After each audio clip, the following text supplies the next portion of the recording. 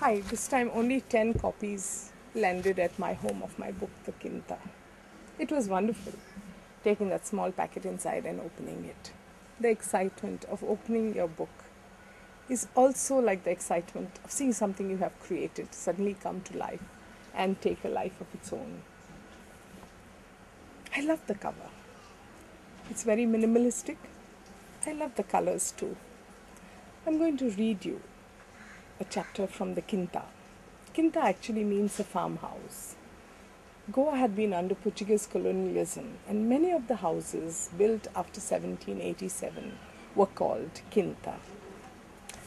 Well, this is a chapter called Batkars and Butlers. And as you know, the book is set in Carmona. So it's exciting because this video comes to you all the way from Carmona. So here's my reading of the chapter, Batkars and Butlers. Carmona, where the Quinta was located, was a village of a little more than 4,000 residents, with the river Sal on the east, the Arabian Sea on the west, and villages on either side. It was just flatland with fields and coconut palms. Small, yet not isolated, Carmona was self-contained because so much happened within it. Within its outer borders, there were boundaries. These patterns had been followed for centuries. Who lived where, who served whom, who was who, and all this was encrypted in these unwritten boundaries. It was a nondescript village till tourist brochures discovered it and sold its charms to the world. Lusitanian paradise and a piece of Portugal in Goa described the copywriters, drawing the European budget traveler to a cheap vacation destination crisscrossed by hippie trails, trance parties, and drug retailing outlets. Ironically, they tried to discover the very ethos they had shunned at the time of liberation. The oldest settlements were located in Shirdaw, the southern quarter of the village. Most people from Shirdaw were aggressive, and popular wisdom had it that they were like that because that was the only way they could show their impotent rage. The Zonkars had cheated them of their lands. Everyone called them brawlers, the Kestonkar, but their adaptability and mobility soon changed their futures for them.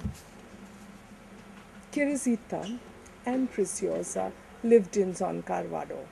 It began at the left flank of the old village church and wound onward to the pale of the Shirdaw chapel. Their house was humble, a small balcão, sala, entrada, porno quarto, vosro, and a long corridor that snaked its way into the kitchen.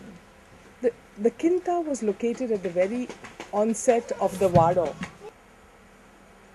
The Quinta was located at the very onset of the Vado, a little aloof from the other houses, and built on a 20-foot high plinth. Marikina bore the metaphorical symbolism of this architectural feature in her heart and kept aloof from the other Zonkars.